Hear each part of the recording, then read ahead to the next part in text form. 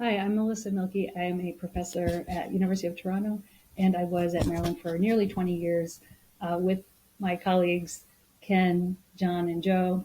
I'm here to celebrate you and thank you for the beauty and all you gave to our department.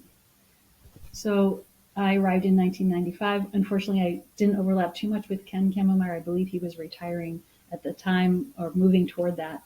But I do recall his amazing smile, his strong spirit in terms of our social department, and his taking credit for hiring amazing superstars, which I think is so important in building a department and thinking about the impact that that makes.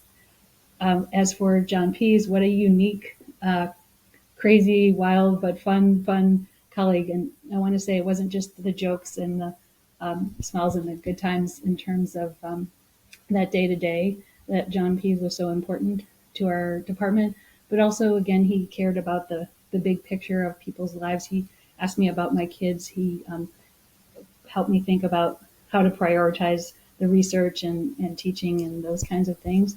And he really truly wanted me to be there for the long haul and to get tenure. And he helped me figure that out in some really cool and funny ways. As for Joe, boy, his office moved right next to mine for about 10 years on the fourth floor, and we talked a lot. And if you know Joe, you're in conversation for him for a long time. We talked about our kids, we talked about travels, we talked about everything under the sun.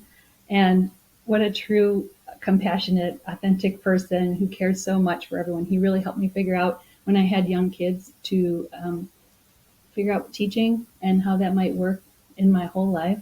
And so that kind of support was incredible and so important to me.